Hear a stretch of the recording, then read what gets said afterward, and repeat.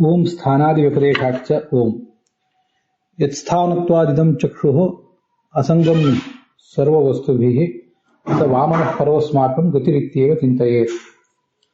ಅನೇಕ ಸಂಶಯೋಚ್ಛೇದಿ ಪರೋಕ್ಷಾರ್ಥಸ್ಯ ದರ್ಶನಂ ಸರ್ವಸ್ಯ ಲೋಚನಂ ಶಾಸ್ತ್ರಂ ಯಸ್ಯ ನಾತ್ಯಂಧ ಏವ ಸಹ. ಮೊದಲು ಬ್ರಹ್ಮಸೂತ್ರ ಹೇಳಿದ್ದೀನಿ ನಾನು, ಅದಾದ್ಮೇಲೆ ವಾಮನ ಪುರಾಣದ ಶ್ಲೋಕ ಹೇಳಿದ್ದೀನಿ, ಅದಾದ್ಮೇಲೆ ಸಂಸ್ಕೃತದ ಸುಭಾಷಿತ ಒಂದು ಹೇಳಿದ್ದೇನೆ. ಇದನ್ನು ಯಾಕೆ ಹೇಳಿದೆ ಅನ್ನೋದನ್ನು ಈಗ ನಾವು ನೀವೆಲ್ಲರೂ ಕೂಡ ಮನನಕ್ಕೊಳಪಡಿಸ್ಕೋಬೇಕು. ಈಗ ಒಂದು ಶ್ಲೋಕ ಬಂತಲ್ಲ ವಾಮನ ಪುರಾಣದಲ್ಲಿ, ಹಾಗೆ ಮಹಾಕೂರ್ಮ ಪುರಾಣದಲ್ಲಿ, ಛಾಂದೋಗ್ಯ ಉಪನಿಷತ್ ಭಾಷ್ಯದಲ್ಲಿ, ಕಣ್ಣಿನಲ್ಲಿ ಭಗವಂತ ಇರೋದ್ರಿಂದ ಕಣ್ಣು ಯಾವುದೇ ವಸ್ತುವಿನ ನಂಟನ್ನು ಪಡೆಯದೆ ಅಸಂಗವಾಗಿರ್ತದೆ, ಆ ಭಗವಂತನನ್ನು ನೆನೆಯಬೇಕು ಅಂತ. ಈ ಶ್ಲೋಕಕ್ಕೆ ಮತ್ತೊಂದು ಅರ್ಥ ನನಗೆ ಹೊಳಿತದೆ. ವಸ್ತುತಃ ನಾನು ಹೇಳುವ ಅರ್ಥ ಇಲ್ಲಿ ಟಿಪ್ಪಣಿಗಳಲ್ಲೆಲ್ಲೂ ಕಾಣಿಸೋದಿಲ್ಲ ಮತ್ತು ಅದು ಬೇಕಾಗಿಲ್ಲ ಕೂಡ.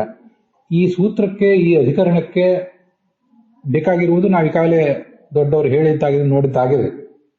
ನಮ್ಮ ವೈಯಕ್ತಿಕ ಅನುಸಂಧಾನ ದೃಷ್ಟಿಯಿಂದ ಈ ಶ್ಲೋಕಕ್ಕೆ ನಾನು ಈಗ ಹೇಳುವಂಥ ಮತ್ತೊಂದು ಅರ್ಥ ಬಹಳ ಮುಖ್ಯ ಆಗ್ತದೆ, ಅದನ್ನು ಗಮನಿಸ್ಬೇಕು. ಕಣ್ಣು ಅಂದ್ರೆ ನಿಮ್ಮ ಕಣ್ಣು, ಹೆಣ್ಣಿನ ಕಣ್ಣಾಗ್ಲಿ ಗಂಡಿನ ಕಣ್ಣಾಗ್ಲಿ, ಅಲ್ಲಿ ಭಗವಂತ ಇದ್ದಾನೆ. ಪ್ರಾಣಿ ಪಕ್ಷಿ ಯಾವುದರದೇ ಕಣ್ಣಾಗ್ಲಿ ಅಂತ ಇಷ್ಟು ಬಂದಿದೆ. ಕಣ್ಣು ಅಂದ್ರೆ ಮತ್ತೊಂದು ಅರ್ಥ ಇದೆ. ಕಣ್ಣು ಅಂದ್ರೆ ಶಾಸ್ತ್ರ. ಯಾಕೆ ಕಣ್ಣು ಅಂದ್ರೆ ಶಾಸ್ತ್ರ? ಅದು ಸಂಸ್ಕೃತ ಸುಭಾಷಿತ ಹೇಳ್ತದೆ. ಅನೇಕ ಸಂಶಯೋಚ್ಛೇದಿ, ಅನೇಕ ಸಂಶಯಗಳನ್ನು ಪರಿಹಾರ ಮಾಡುತ್ತದೆ. ಪರೋಕ್ಷಾರ್ಥಸ್ಯ ದರ್ಶನಂ, ಸಂಗತಿಗಳು ಅಪರೋಕ್ಷ ಮತ್ತು ಪರೋಕ್ಷ ಅಂತ ಎರಡು. ಅಪರೋಕ್ಷ ನಮ್ಮ ಕಣ್ಮುಂದೆ ಕಾಣುವಂತ ಘಟಪಟಾದಿಗಳು, ಅದನ್ನು ತಿಳ್ಕೊಳ್ಳಿಕ್ಕೆ ದೊಡ್ಡ ಶಾಸ್ತ್ರ ಏನೂ ಬೇಕಾಗಿಲ್ಲ. ಆದರೆ ಪರೋಕ್ಷಾರ್ಥ ಯಾವುದು ಅತೀಂದ್ರಿಯವಾದ ವಿಷಯಗಳಿವೆ, ಸಾಮಾನ್ಯ ಕಣ್ಣಿಗೆ ಕಾಣಿಸೋದಿಲ್ಲ, ಅವುಗಳನ್ನು ತಿಳಿಸುವಂಥದ್ದು ಪರೋಕ್ಷಾರ್ಥಸ್ಯ ದರ್ಶನ. ಅನೇಕ ಸಂಶಯಗಳನ್ನು ಪರಿಹಾರ ಮಾಡುವಂಥದ್ದು, ಪರೋಕ್ಷಾರ್ಥವನ್ನು ತೋರಿಸುವಂಥದ್ದು. ಇದು ಸರ್ವಸ್ಯ ಲೋಚನಂ ಶಾಸ್ತ್ರಂ. ಇದು ಪ್ರತಿಯೊಬ್ಬನಿಗೂ ಕಣ್ಣಿದು. ನನ್ನ ಕಣ್ಣು ಬೇರೆ, ನಿಮ್ಮ ಕಣ್ಣು ಬೇರೆ. ನಮಗೆ ಈ ಚರ್ಮದ ಕಣ್ಣು. ಆದರೆ ಶಾಸ್ತ್ರ ಅನ್ನೋದು ಸರ್ವಸ್ಯ ಲೋಚನಂ, ಪ್ರತಿಯೊಬ್ಬರಿಗೂ ಕೂಡ ಅದೊಂದು ಕಣ್ಣೆ. ಈ ಕಣ್ಣು ಯಾರಿಗಿಲ್ಲ ಅವನು ಅಂಧನೆ. ಹೊರಗಿನ ಕಣ್ಣು ಇದ್ರೂ ಆಯಿತು, ಇಲ್ಲದೇ ಇದ್ರೂ ಆಯಿತು, ಬಹಳ ಹಾನಿ ಆಗ್ಲಿಕ್ಕಿಲ್ಲ. ಆದರೆ ಶಾಸ್ತ್ರವೆಂಬ ಕಣ್ಣನ್ನ ನಾವು ಹಾಕಿಕೊಳ್ಳದೆ ಹೋದ್ರೆ, ಅದನ್ನು ಉಪಯೋಗ ಮಾಡಿಕೊಳ್ಳದೆ ಹೋದ್ರೆ ಅವನು ಅಂಧ ಅಂತ ಇಲ್ಲಿ ವರ್ಣನೆ ಮಾಡಿದ್ದಾರೆ. ಇದಂ ಚಕ್ಷು, ಶಾಸ್ತ್ರವೆಂಬ ಕಣ್ಣು, ಯತ್ಸ್ಥಾನತ್ವಾತ್, ಯಾವ ಭಗವಂತನ ಸನ್ನಿಧಾನ ಪಾತ್ರ ಆದ್ರಿಂದ ಅದಕ್ಕೆ ಸರ್ವ ವಸ್ತುವಿಹಿ ಅಸಂಗಂ, ಯಾವುದೇ ವಸ್ತುಗಳಿಂದ ಅದಕ್ಕೆ ಮಾಲಿನ್ಯ ಬರೋದಿಲ್ಲ. ಇದನ್ನು ನಾವು ಗಮನಿಸಬೇಕು. ಶಾಸ್ತ್ರಕ್ಕೆ ನಾವೆಷ್ಟೇ ಅಪಾರ್ಥ ಮಾಡಿದರೂ ಅದರ ಪಾಠವನ್ನು ತಿರುಚುತ್ತೀವಿ, ಅದರ ಅರ್ಥವನ್ನು ಸರಿಯಾಗಿ ಗ್ರಹಿಸೋದಿಲ್ಲ, ತಪ್ಪರ್ಥ ಹೇಳ್ತೀವಿ, ಹೀಗೆಲ್ಲ ನಾವು ಮಾಡ್ತೇವೆ. ಹಾಗೆಲ್ಲ ಮಾಡಿದ್ರಿಂದ ನಮಗೆ ತಪ್ಪು ಅರ್ಥ ತಿಳಿಯಿತು, ನಾವು ಇನ್ನೊಬ್ರಿಗೆ ತಪ್ಪು ಅರ್ಥ ತಿಳಿಸಿದೆವು. ನಮಗೆ ತಪ್ಪು ಪಾಠ, ಇನ್ನೊಬ್ರಿಗೂ ತಪ್ಪು ಪಾಠವನ್ನೇ ನಾವು ಪ್ರಚಲಿತಪಡಿಸಿದೆವು. ಆದರೆ ಮೂಲ ಶಾಸ್ತ್ರಕ್ಕೇನೋ ಅದರಿಂದ ಧಕ್ಕೆ ಇಲ್ಲ ಅನ್ನೋದನ್ನು ಗಮನಿಸಬೇಕು.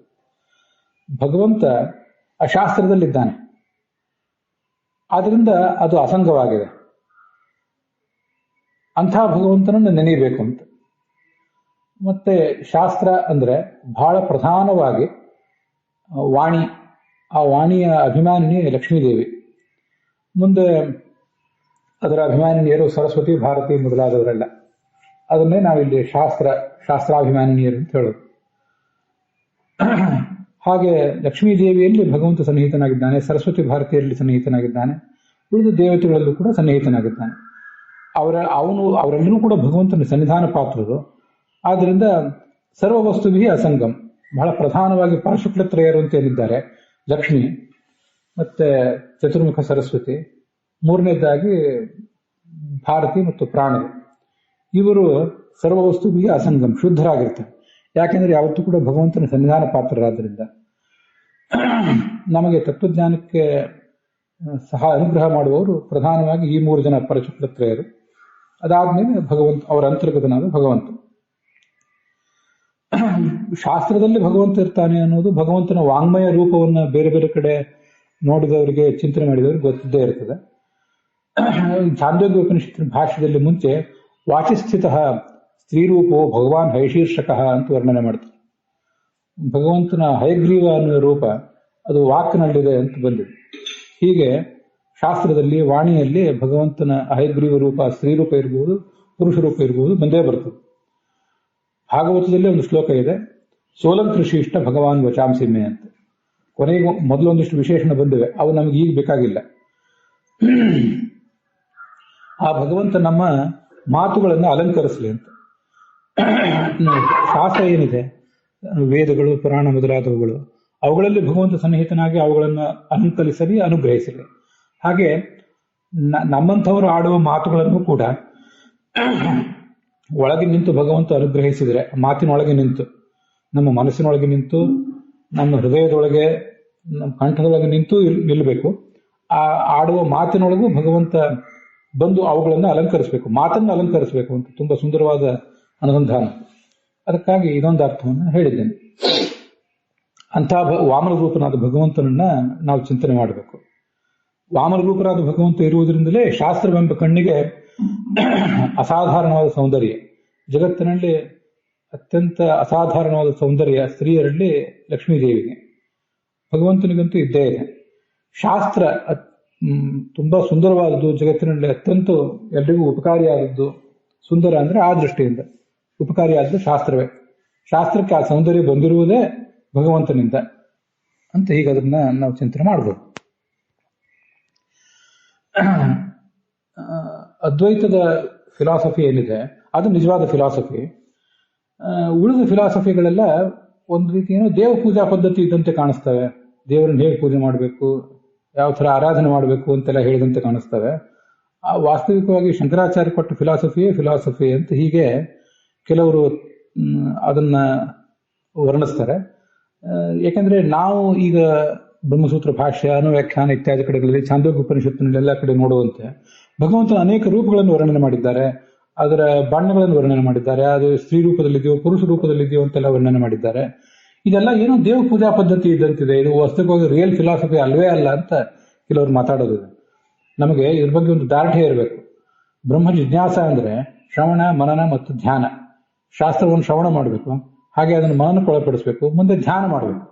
ಗಂಡಾಗಲಿ, ಹೆಣ್ಣಾಗಲಿ, ಪಂಡಿತ ಆಗಲಿ, ಪಾಮರಾಗಲಿ, ಯಾವುದೇ ವರ್ಣದವನಾಗಲಿ ಅದನ್ನ ಧ್ಯಾನ ಮಾಡಬೇಕು. ಧ್ಯಾನ ಮಾಡಲಿಕ್ಕಾಗಿ ನಮ್ಮನ್ನು ಅಣಿಗೊಳಿಸುವುದು ಇದರ ಉದ್ದೇಶ. ಕಣ್ಣಿನಲ್ಲಿದೆ ಅಂದ್ರೆ ಆ ಕಣ್ಣಿನಲ್ಲಿ ಭಗವಂತ ನಮಗೆ ಕಾಣಬೇಕು. ವಾಮನ ರೂಪಿಯಾದಂಥ ಭಗವಂತ ನಮಗಲ್ಲಿ ಇದ್ದಾನೆ ಅಂತ ಅನುಸಂಧಾನಕ್ಕೆ ಬರಬೇಕು ಅವಾಗ. ಹೀಗೆ ಪ್ರತಿಯೊಂದು ಕಡೆನೂ ಕೂಡ ಭಗವಂತನ ವಿವಿಧ ರೂಪಗಳನ್ನ ನಾವು ನೋಡಬೇಕಾದದ್ದು ನಮಗೆ ಬಹಳ ಮುಖ್ಯ ಆಗ್ತದೆ. ಮತ್ತೆ ಆ ರೂಪವನ್ನು ಮುಂದೆ ಸಾಕ್ಷಾತ್ಕರಿಸ್ಕೋಬೇಕು. ಛಾಂದೋಗ್ಯ ಉಪನಿಷತ್ನಲ್ಲಿ ಅದು ಬಂತು, ಚಕ್ಷುಸ್ಥಂ ವಾಮನಂ ಯಹ ವೇದ. ಕಣ್ಣಿನಲ್ಲಿರುವ ವಾಮನ ರೂಪಿಯಾದ ಭಗವಂತನ ತಿಳ್ಕೊಂಡ್ರೆ ಅವನು ಮುಕ್ತನಾಗ್ತಾನೆ. ಭಗವಂತನಿಗೆ ಬಂಗಾರದ ರೂಪ ಇದೆ. ತಸ್ಯ ಶುಕ್ಲಂ ರೂಪಂ ಹರಿತಂ ನೀಲಮಾಹು ಅಂತ ಬೃಹದಾರಣ್ಯಕ್ಕೆ ಹೇಳ್ತದೆ. ಸಗುಣನಾದ ಸಾಕಾರನಾದ ಭಗವಂತನನ್ನ, ಸುಂದರನಾದ ಭಗವಂತನನ್ನ ಎತ್ತೇ ರೂಪಂ ಕಲ್ಯಾಣದಮಂ ತತ್ತೇ ಪಶ್ಯಾಮಿ ಅಂತ, ಹಾಗೆ ಅವನನ್ನ ಸುಂದರ, ಸಾಕಾರ, ಸಗುಣ ಅಂತ ಉಪಾಸನೆ ಮಾಡಿ ನಾವು ಸೌಂದರ್ಯವನ್ನ ಈ ಜಗತ್ತಿನಲ್ಲೂ ಆಯ್ತು ಆ ಜಗತ್ತಿನಲ್ಲೂ ಆಯ್ತು ಸೌಂದರ್ಯವನ್ನ ಪಡ್ಕೊಳ್ಳುವುದು ನಮ್ಮ ಉದ್ದೇಶ. ಹಾಗಾಗಿ ಇದೊಂದು ದೇವ ಪೂಜಾ ಪದ್ಧತಿಯಂತೆ ಕಾಣಿಸ್ತದೆ, ಬರೀ ರಿಚುವಲ್ಸ್ ಅಂತೆ ಕಾಣಿಸ್ತದೆ. ಈ ಉಳಿದ ವೇದಾಂತಗಳೆಲ್ಲ ಶಾಂಕರ ವೇದಾಂತ ಮಾತ್ರ ವೇದಾಂತ ಅಂತ ಹೇಳುವುದೇನಿದೆ ಅದು ಈ ದೃಷ್ಟಿಯಿಂದ ತಪ್ಪಾಗ್ತದೆ. ವಸ್ತುತಃ ದೇವ ಪೂಜಾ ಪದ್ಧತಿಯೂ ಕೂಡ ಅದೊಂದು ಫಿಲಾಸಫಿ. ನಮ್ಮಲ್ಲಿ ದೇವ ಪೂಜೆ ಫಿಲಾಸಫಿ ಅಂದ್ರೆ ಕೇವಲ ಪಾಠ ಹೇಳುವುದು, ಅದನ್ನು ಮನನ ಮಾಡುವುದು ಮಾತ್ರ ಫಿಲಾಸಫಿ ಅಂತ ಯಾರು ತಿಳ್ಕೊಂಡಿದ್ರೆ ಅದು ದೊಡ್ಡ ತಪ್ಪು. ಬೆಳಿಗ್ಗೆ ಎದ್ದಾಗಿನಿಂದ ಸಾಯಂಕಾಲ ಮಲಗುವವರೆಗೆ ಏನೇನು ನಾವು ಕ್ರಿಯೆಗಳನ್ನು ಮಾಡ್ತೀವಿ ಅವೆಲ್ಲವೂ ಕೂಡ ಫಿಲಾಸಫಿಯೇ. ಹಾಗೆ ತಿಳ್ಕೊಂಡವನೇ ಮುಕ್ತನಾಗ್ತಾನೆ. ಪಶ್ಯನ್ ಗೃಹನ್ ಸ್ವಪನ್ ಸ್ಮಶನ್ ವಿಸರ್ಜನ್ ಗೃಹನ್ ಅಂತ ಭಗವದ್ಗೀತೆ ಕೃಷ್ಣ ಅದನ್ನೇ ಹೇಳಿದ್ದು. ದೇವ ಪೂಜಾ ಪದ್ಧತಿಯು ಕೂಡ ಆ ಭಗವಂತನ ಗುಣಗಳನ್ನು ತಿಳಿದು, ಅವನ ಆಕಾರಗಳನ್ನು ತಿಳಿದು ಅದನ್ನ ಧ್ಯಾನಿಸುವುದು, ಅದಕ್ಕಾಗಿ ಬೇರೆ ಬೇರೆ ರೀತಿಯಾದ ವಿಗ್ರಹಗಳನ್ನು ಇಟ್ಕೊಳ್ಳೋದು, ಅದೆಲ್ಲವೂ ಕೂಡ ಬಹಳ ಮುಖ್ಯ ಆಗ್ತದೆ. ಅದರಿಂದ ಅಂಥ ವಾದಗಳಿಗೆ ನಾವು ಬೆಲೆ ಕೊಡಬಾರದು. ಸರಿಯಾದ ಪಾಠ, ಸರಿಯಾದ ಅರ್ಥ ಎಲ್ಲವೂ ಭಗವಂತನ ಅನುಗ್ರಹದಿಂದಲೇ ನಮಗೆ ತಿಳಿಯಬೇಕು. ನಾವು ಹೇಳಿದ ಮಾತು, ನಾವು ಹೇಳಿದ ಅರ್ಥ ಶ್ರೋತೃಗಳಿಗೆ ಸರಿಯಾಗಿ ಅರ್ಥ ಕೊಡಬೇಕಾದ್ರೆ ಮತ್ತೆ ಭಗವಂತನೇ ಅದ್ರ ಹಿಂದೆ ಅನುಗ್ರಹ ಮಾಡಬೇಕು. ಇಲ್ಲದೆ ಹೋದ್ರೆ ಇದು ಯಾವುದು ಸಾಧ್ಯ ಆಗೋದಿಲ್ಲ ಅಂತ ಅದರ ಅರ್ಥ. ಈಗ ತತ್ವಪ್ರಕಾಶಕ ನಾವು ನೋಡಿದ್ದೇವೆ. ಅಲ್ಲಿ ವರ್ತಮನಿ ಪ್ರತ್ಯೇವ ಗಚ್ಚತಿ ಅಂತ ಒಂದು ವಾಕ್ಯ ಇದೆ. 6ನೇ ವಾಕ್ಯ ತತ್ವಪ್ರಕಾಶಿಕದಲ್ಲಿ. ಒಂದು ಕಣ್ಣಿನಲ್ಲಿ, ಈ ಕಣ್ಣಿನಲ್ಲಿ ತುಪ್ಪವನ್ನಾಗಲಿ ನೀರನ್ನಾಗಲಿ ಯಾರಾದರೂ ಹಾಕಿದರೆ ತರ್ಹಿ ವರ್ತಮನಿ ಪ್ರತ್ಯೇವ ಗಚ್ಚತಿ ಅಂತ. ಆ ಪ್ರತ್ಯೇವ ಗಚ್ಚತಿ ಅನ್ನೋದಕ್ಕೆ ಭಾವಬೋಧ ಟಿಪ್ಪಣಿಯಲ್ಲಿದೆ, ಹಾಗೇನೆ ವಾಕ್ಯಾರ್ಥ ಮುಕ್ತಾವಳಿ ಟಿಪ್ಪಣಿಯಲ್ಲಿ, ತತ್ವ ಸುಬೋಧನೆ ಟಿಪ್ಪಣಿಯಲ್ಲಿ, ಮತ್ತೆ ಇನ್ನು ಕೆಲವು ಟಿಪ್ಪಣಿಗಳಲ್ಲಿ ಇರಬಹುದು. ಇಲ್ಲಿ ಈಗ ಏನದು ವರ್ತಮನಿ ಪ್ರತ್ಯೇವ ಗಚ್ಚತಿ ಅಂದ್ರೆ ಏನು? ಮೂಲತಃ ಅಲ್ಲಿ ಉಪನಿಷತ್ತಿನಲ್ಲಿರುವುದು ವರ್ತಮನಿ ಪ್ರತ್ಯೇವ ಗಚ್ಚತಿ ಅಂತ. ಅಲ್ಲಿ ವರ್ತಮನಿ ಅನ್ನೋದು ವಿಭಕ್ತಿ ಯಾವುದು? ಮತ್ತೆ ಚತುರ್ವೇದ ಶಿಖಾದಲ್ಲಿ ಕೂಡ ವರ್ತಮನಿ ಏವ ಗಚ್ಚತಿ ಅಂತಿದೆ. ವರ್ತಮನಿ ಅನ್ನೋ ವಿಭಕ್ತಿ ಯಾವುದು? ನಾವು ಕಳೆದ ದಿವಸ ವಿಮರ್ಶೆ ಮಾಡಿದ್ವಿ. ವರ್ತಮ ಅಂದ್ರೆ ಏನು ಅಂದ್ರೆ ಕಣ್ಣಿನ ರೆಪ್ಪೆ ಅಂತ ಹೇಳಿ, ದಾರಿ ಅಂತ ಅರ್ಥ ಅಲ್ಲ, ಕಣ್ಣಿನ ರೆಪ್ಪೆ. ವರ್ತಮನಿ ವರ್ತಮಾನಿ, ಅದರ ದ್ವಿತೀಯ ವಿಭಕ್ತಿ ದ್ವಿವಚನವೂ ಕೂಡ ವರ್ತಮನಿ ಅಂತಾನೆ. ಇಲ್ಲೊಂದು ಪ್ರಶ್ನೆ ಬಂದಿದೆ ರಘುತ್ತಮ ಸ್ವಾಮಿಗಳಿಗೆ ಮತ್ತು ಉಳಿದವರಿಗೆಲ್ಲರಿಗೂ ಕೂಡ. ವರ್ತಮನಿ ಇತ್ಯಸ್ಯ ಕರ್ಮ ದ್ವಿತೀಯತ್ವ ಅಸಂಭವಾತ್ ಆಹ ವರ್ತಮನಿ ಪ್ರತ್ಯಯೇತಿ. ವರ್ತಮನಿ ಎಂಬಲ್ಲಿ ಇದು ಕರ್ಮ ಆಗಿರೋದ್ರಿಂದ ಅದಕ್ಕೊಂದು ದ್ವಿತೀಯ ವಿಭಕ್ತಿ ಬಂದಿದೆ ಅಂತ ನಾವು ತಿಳ್ಕೊಳ್ಬೇಕೋ ಹೇಗೆ ಅಂತ ಒಂದು ಜಿಜ್ಞಾಸೆ. ನಮಗೆ ಗೊತ್ತಿರುವಂತೆ ಕರ್ತರಿ ಪ್ರಯೋಗದಲ್ಲಿ ಕರ್ತೃ ಪ್ರಥಮ ವಿಭಕ್ತಿಯಲ್ಲಿ, ಕರ್ಮ ದ್ವಿತೀಯ ವಿಭಕ್ತಿಯಲ್ಲಿ ಇರ್ತದೆ. ಈಗ ರಾಮ ವನಂ ಗಚ್ಚತಿ ಅಂತನೂ ರಾಮ ಪ್ರಥಮ ವಿಭಕ್ತಿ, ವನ ಅಂತ ಅನ್ನೋದು ದ್ವಿತೀಯ ವಿಭಕ್ತಿ. ವನ ಅನ್ನೋದು ಕರ್ಮ ಆದ್ದರಿಂದ ಅದಕ್ಕೆ ದ್ವಿತೀಯ ವಿಭಕ್ತಿ ಬಂದಿದೆ. ಇಲ್ಲಿ ವರ್ತಮನಿ ಪ್ರತ್ಯೇವ ವರ್ತಮನಿ ಅಂತಿದೆಯಲ್ಲ ಉಪನಿಷತ್ತಿನಲ್ಲಿ, ವರ್ತಮನಿ ಅನ್ನುವುದು ಕರ್ಮವ, ಆದ್ರಿಂದ ಅಲ್ಲಿ ದ್ವಿತೀಯ ವಿಭಕ್ತಿ ಬಂದಿದೆಯಾ ಅಂತ ಜಿಜ್ಞಾಸೆ. ರಘುತ್ತಮ ಸ್ವಾಮಿ ಹೇಳ್ತಾರೆ ಅದು ಕರ್ಮ ಆಗಿರುವುದರಿಂದ ದ್ವಿತೀಯ ವಿಭಕ್ತಿ ಬಂದಿರುವುದಲ್ಲ, ಅದು ಸರಿಯಲ್ಲ ಅದು. ಆದ್ರಿಂದ ಜಯತೀರ್ಥರು ವರ್ತಮನಿ ಪ್ರತ್ಯೇವ ಗಚ್ಚತಿ ಅಂತ ಹೇಳಿದ್ದಾರೆ. ವರ್ತಮನಿ ಪ್ರತಿ ಗಚ್ಚತಿ ಅಂತ ಅದರ ಅರ್ಥ ಅಂತ ಹೇಳಿದ್ದಾರೆ. ಉಳಿದವರೆಲ್ಲರೂ ಕೂಡ ರಾಘವೇಂದ್ರ ಸ್ವಾಮಿಗಳು ಹಾಗೆ ಹೇಳಲಿಲ್ಲ. ಮತ್ತೆ ತತ್ವ ಸುಬೋಧನೆಯಲ್ಲಿ ವಾಕ್ಯಾರ್ಥ ನಮ್ಮವರು ತತ್ವ ಸುಬೋಧನೆ ಪಾಂಡುರಂಗಿ ಶ್ರೀನಿವಾಸಾಚಾರ್ಯರು, ವಾಕ್ಯಾರ್ಥ ಮುಕ್ತಾವಳಿ ಎಲ್ಲಾ ಕಡೆನೂ ಕೂಡ ಹಾಗೇ ಇದೆ. ಇದಕ್ಕೆ ತ್ರಿವಿಕ್ರಮ ಪಂಡಿತರ ಆ ಥರ ಹೇಳಲಿಲ್ಲ, ಮತ್ತೆ ಪದ್ಮನಾಭ ತೀರ್ಥರು ಕೂಡ ಆ ಥರ ಏನು ಹೇಳಲಿಲ್ಲ. ಇದರ ಬಗ್ಗೆ ನಂದೊಂದು ವಿಮರ್ಶೆ ಇದೆ. ತುಂಬಾ ನಿರಾಗ್ರಹವಾದ ಮನಸ್ಸಿನಿಂದ ಆಲೋಚನೆ ಮಾಡುವುದು. ನಮ್ಮವರು ಪಾಂಡುರಂಗಿ ಆನಂದ ಭಟ್ರು ಕೂಡ ರಘುತ್ತಮ ಸ್ವಾಮಿಗಳ ಶಿಷ್ಯರು. ಆದ್ರೆ ರಘುತ್ತಮ ಸ್ವಾಮಿಗಳ ಭಾವಬೋಧದ ಮಾತನ್ನ ನೀವು ವಿಮರ್ಶೆಗೆ ಒಳಪಡಿಸಬೇಕಾಗಿದೆ. ಕರ್ಮ ದ್ವಿತೀಯತ್ವ ಅಸಂಭವಾತ್ ಅಂತ ಯಾಕೆ ಅಂತೀರಿ? ಕರ್ಮ ಆಗಿರುವುದಂತ ದ್ವಿತೀಯ ವಿಭಕ್ತಿ ಅಲ್ಲಿ ಬಂದಿಲ್ಲ ಅಂತಂತ ಯಾಕೆ ನಿಮಗೆ ಆಲೋಚನೆ? ಅದು ಕರ್ಮ ಅಲ್ವಾ? ಅಥವಾ ಕರ್ಮಕ್ಕೆ ದ್ವಿತೀಯ ವಿಭಕ್ತಿ ಬರಬಾರದು ಅಂತ ಆಲೋಚನೆಯ?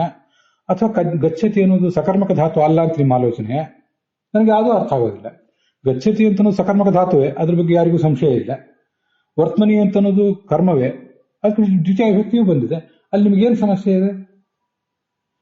ಜಯತೀರ್ಥರು ವರ್ತಮನಿ ಪ್ರತ್ಯೇವ ಅಂತ ಹೇಳಿದಾರಲ್ಲ. ಈಗ ರಾಮ ವನಂ ಗಚ್ಚತಿ ಅಂತ ಹೇಳಿದ್ರೆ ಅನೇಕ ಜನರಿಗೆ ಅರ್ಥ ಆಗೋದಿಲ್ಲ. ರಾಮ ವನಂ ಪ್ರತಿ ಗಚ್ಚತಿ ಅಂತ ಹೇಳಿ ಅದನ್ನು ಕುರಿತು ಅಂತ ಅನುವಾದ ಮಾಡ್ತಾರೆ. ಈಗ ರಾಮ ವನಾತಾಗತಃ ಅಂತ ಹೇಳಿದಾಗ ವನಾತ್ ಅಂದ್ರೆ ವನದಿಂದ ಅಂತ ಅರ್ಥ ಹೇಳಿದ್ರೆ ನಮ್ಗೆ ಅನೇಕ ಜನರಿಗೆ ಅರ್ಥ ಆಗೋಲ್ಲ. ತೃತೀಯ ವಿಭಕ್ತಿಗೂ ಪಂಚಮಿ ವಿಭಕ್ತಿ ವ್ಯತ್ಯಾಸ ಗೊತ್ತಾಗೋದಿಲ್ಲ. ಅದಕ್ಕೆ ವನದ ದೆಸೆಯಿಂದ ಅಂತಾರೆ ಕನ್ನಡದಲ್ಲಿ. ಹಾಗೆ ವರ್ತಮನಿ ನಮಗೆ ಕನ್ನಡದಲ್ಲಿ ಮೊದಲಾದ ಭಾಷೆಗಳಲ್ಲಿ ರಾಮನು ಶಾಲೆಯನ್ನು ಹೋಗುತ್ತಾನೆ ಅನ್ನೋದು ತುಂಬಾ ವಿಚಿತ್ರವಾಗಿ ಕೇಳಿಸ್ತದೆ. ಅದಕ್ಕಾಗಿ ಶಾಲೆಯನ್ನು ಕುರಿತು ಹೋಗುತ್ತಾನೆ ಅಂತ ಮಾಡ್ತಾರೆ. ಹಾಗೆ ವರ್ತಮನಿ ಪ್ರತ್ಯೇವ ಅಂತ ಅದು ಪ್ರತಿ ಅಂತ ತಗೊಂಡಿದ್ದಾರೆ ಅಷ್ಟೇ ಜಯತೀರ್ಥರು. ಅದಕ್ಕೆ ವಿವರಣೆ ಕೊಟ್ಟಿದ್ದಾರೆ. ವರ್ತಮನಿ ಪ್ರತ್ಯೇವ ಗಚ್ಚತಿ ಅಂದ್ರೆ ರಾಮ ಶಾಲಾಂ ಪ್ರತಿ ಗಚ್ಚತಿ ವನಂ ಪ್ರತಿ ಗಚ್ಚತಿ ಅಂತ ಹೇಳಿದಂಗ. ಪ್ರತಿ ಅಂತ ನೀವು ತಗೊಳ್ಬೇಕಾಗೇನಿಲ್ಲ, ತಗೊಂಡಿದ್ದಾರೆ. ತಗೊಳ್ಳೋದು ಯಾಕೆಂದ್ರೆ ಸ್ಪಷ್ಟೀಕರಣಕ್ಕಾಗಿ. ಆದ್ರೆ ಜಯತೀರ್ಥರು ಅಲ್ಲೇನೋ ಸಮಸ್ಯೆಯನ್ನು ಗುರುತಿಸಿಲ್ಲ. ಸಮಸ್ಯೆಯನ್ನು ನೀವು ಯಾಕೆ ರಘುತ್ತಮ ಸ್ವಾಮಿ ಹೇಳಿದಿರಿ? ಏನೂ ಸಮಸ್ಯೆ ಇಲ್ಲವೇ ಇಲ್ಲ ಅಲ್ಲಿ. ವರ್ತಮನಿ ಗಚ್ಚತಿ ಅಂದ್ರು ವರ್ತಮನಿ ಪ್ರತ್ಯೇವ ಗಚ್ಚತಿ ಅಂದ್ರು ಒಂದೇ ಅರ್ಥ. ಶಾಂಕರ ಛಾಂದೋಗ್ಯ ಭಾಷೆಯಲ್ಲೂ ಕೂಡ ಪಕ್ಷ್ಮಾವೇವ ಗಚ್ಚತಿ ಅಂತ ದ್ವಿತೀಯ ವಿಭಕ್ತಿ ದ್ವಿವಚನವನ್ನೇ ತಗೊಂಡಿದ್ದಾರೆ. ಎಲ್ಲರೂ ಹಾಗೆ ಹೇಳಿದ್ದಾರೆ. ನನಗೇನಲ್ಲಿ ಅಸಂಗತಿ ಕಾಣಿಸೋದಿಲ್ಲ. ನಿಮಗೆ ಇನ್ನ ರಘುತ್ತಮ ಸ್ವಾಮಿಗಳ ಅಭಿಪ್ರಾಯವನ್ನು ಸ್ವೀಕಾರ ಮಾಡಬೇಕು ಅಂತಿದ್ರೆ ನೀವು ಮಾಡಬಹುದು. ನನ್ನ ಅಭಿಪ್ರಾಯದಿಂದ ನೀವು ಪ್ರಭಾವಿತರಾಗಬೇಕಾಗಿಲ್ಲ. ಮತ್ತೆ ಇದ್ರ ಬಗ್ಗೆ ಬೇರೆ ವಿದ್ವಾಂಸರು ಜ್ಞಾನಿಗಳು ಏನಾದ್ರು ಅಭಿಪ್ರಾಯ ಪಟ್ಟರೆ ಅದನ್ನು ನಾನು ಸ್ವೀಕಾರ ಮಾಡಲಿಕ್ಕೆ ಸಿದ್ಧ ಇದ್ದೇನೆ. ಇಲ್ಲಿಗಂತೂ ನನಗೆ ಸಮಾಧಾನ ಕೊಟ್ಟಿಲ್ಲ. ವರ್ತಮನಿ ಗಚ್ಚತಿ ಅಂದ್ರು ವರ್ತಮನಿ ಪ್ರತ್ಯೇವ ಗಚ್ಚತಿ ಅಂದ್ರು ಅಲ್ಲಿ ವರ್ತಮನಿ ಏವ ಗಚ್ಚತಿ ಅಂತಿದೆ. ಆ ಏವ ಅನ್ನೋದನ್ನು ಪ್ರತಿ ಅಂತ ಮತ್ತೆ ತಗೊಂಡಿದ್ದಾರೆ ಅಷ್ಟೇ. ಇಷ್ಟು ನನ್ನ ಅಭಿಪ್ರಾಯ. ನಾವೆಲ್ಲರೂ ಕೂಡ ಗಮನಿಸಬೇಕಾದ ಸಂಗತಿ ಇನ್ನೊಂದಿದೆ. ರಘುತ್ತಮ ಸ್ವಾಮಿಗಳ ಟಿಪ್ಪಣಿಯಲ್ಲಿ ಕರ್ಮದ್ವಿತೀಯಾತ್ವ ಸಂಭವಾದಾಹ ಅಂತಿದೆ. ತ್ವಾ ಅಂತ ದೀರ್ಘ ಇಲ್ಲ. ವಾಕ್ಯಾರ್ಥ ಮುಕ್ತಾವಳಿ ಟಿಪ್ಪಣಿಯಲ್ಲಿ ಕರ್ಮದ್ವಿತೀಯಾತ್ವಾಸಂಭವಾದಾಹ ಅಂತಿದೆ. ತತ್ವ ಸುಬೋಧನೆ ಟಿಪ್ಪಣಿಯಲ್ಲಿ ಕರ್ಮ ದ್ವಿತೀಯಾತ್ವ ಅಸಂಭವಾದಾಹ ಅಂತಿದೆ. ಇನ್ನ ರಘುತ್ತಮ ಸ್ವಾಮಿಗಳು ಶಿಷ್ಯರೇ ಟಿಪ್ಪಣಿಕಾರರಲ್ಲ. ಶಿಷ್ಯ ಶಿಷ್ಯಾದ್ಯಾಹ ಟಿಪ್ಪಣ್ಯಾಚಾರ್ಯ ಸಂಹಿತ. ರಘುತ್ತಮ ಸ್ವಾಮಿಗಳು ಕರ್ಮ ದ್ವಿತೀಯತ್ವ ಅಸಂಭವಾದಾಹ ಅಂತ ಅಭಿಪ್ರಾಯಪಟ್ಟಿದ್ರು, ಸಂಭವಾದಾಹ ಅಂತ ಅಭಿಪ್ರಾಯಪಟ್ಟಿದ್ರು. ಒಂದು ವೇಳೆ ಕರ್ಮ ದ್ವಿತೀಯಾತ್ವ ಸಂಭವಾದಾಹ ಅಂತಿದ್ರೆ ಏನು ಸಮಸ್ಯೆನೇ ಇಲ್ಲ. ಇವತ್ತಿನ ನಮಗೆ ಮುದ್ರಿತ ಪುಸ್ತಕದಲ್ಲಿ ಕರ್ಮ ದ್ವಿತೀಯಾತ್ವ ಸಂಭವಾದಾಹ ಅಂತಿದೆ. ಈ ದ್ವಿತೀಯ ವಿಭಕ್ತಿಯು ಕರ್ಮ ಎಂಬ ಅರ್ಥದಲ್ಲಿ ದ್ವಿತೀಯ ವಿಭಕ್ತಿ ಬಂದಿದೆ. ಅದನ್ನೇ ಪ್ರತಿ ಎಂಬ ಶಬ್ದದಿಂದ ಜಯತೀರ್ಥರು ವಿವರಿಸಿದ್ದಾರೆ. ರಘುತ್ತಮ ಸ್ವಾಮಿ ಟಿಪ್ಪಣಿ ಕರ್ಮ ದ್ವಿತೀಯಾತ್ವ ಸಂಭವಾದಾಹ ಅಂತಿದ್ರೆ ಉಳಿದಿದ್ದೆಲ್ಲವನ್ನು ಕೂಡ ಕರ್ಮ ದ್ವಿತೀಯಾತ್ವ ಸಂಭವಾದಾಹ ಅಂತಾನೆ ತಿದ್ದುಕೊಳ್ಬೇಕು. ವಾಕ್ಯಾರ್ಥ ಮುಕ್ತಾವಳಿ ಮತ್ತು ತತ್ವ ಸುಬೋಧನೆಯನ್ನು ಅಲ್ಲಿ ಅಸಂಭವಾದಾಹ ಅಂತ ಇರುವುದರಿಂದ ನಾನು ಈ ಅಭಿಪ್ರಾಯ ಹೇಳಿದ್ದೇನೆ. ಉಳಿದದ್ದು ನಿಮಗೆ ಬಿಟ್ಟದ್ದು. ಕರ್ಮ ದ್ವಿತೀಯಾತ್ವ ಅನ್ನೋದು ಉಚಿತ ಆಗೇ ಆಗ್ತದೆ ಅಂತ ನನ್ನ ಅಭಿಪ್ರಾಯ. ಹಾಗೆ ರಘುತ್ತಮ ಸ್ವಾಮಿ ಟಿಪ್ಪಣಿಯಲ್ಲೂ ಕೂಡ ಕಾಣಿಸ್ತದೆ. ಅದೇನು ಮುದ್ರಣ ದೋಷದಿಂದ ಆ ಥರ ಆಗಿದೆಯೋ ಅಥವಾ ಮತ್ಯಾವ ದೋಷದಿಂದ ಆಗಿದೆಯೋ ಗೊತ್ತಿಲ್ಲ. ಯಥಾ ದೃಷ್ಟಂ ರಘುತ್ತಮ ಸ್ವಾಮಿ ಟಿಪ್ಪಣಿಯಲ್ಲಿ ಕಾಣುವುದು ಕರ್ಮ ದ್ವಿತೀಯಾತ್ವ ಸಂಭವಾದಾಹ. ಸಂಭವಾದಾಹ ಅನ್ನೋದು ಸರಿ ಇದೆ. ಆವಾಗ ಉಳಿದ ಟಿಪ್ಪಣಿಗಳ ಮಾತನ್ನು ರಿಜೆಕ್ಟ್ ಮಾಡಬೇಕಾಗ್ತದೆ. ತತ್ವ ಪ್ರದೀಪದಲ್ಲಿರುವ ಅಂಶಗಳನ್ನು ಕೂಡ ಈಗಲೇ ನೋಡಿಬಿಡೋಣ, ಬಹಳ ಇಲ್ಲ ಅದರಿಂದ. ವಾಮಂ ಅಂದ್ರೆ ಸೌಂದರ್ಯ, ಭಾಮಂ ಅಂದ್ರೆ ತೇಜ. ಸೌಂದರ್ಯ ತೇಜ ಪ್ರಧಾನತ್ವಾತ್ ಸ್ತ್ರೀ ಪುರುಷಾಹ ವಾಮಭಾಮ ಸಂಹಿತಾ.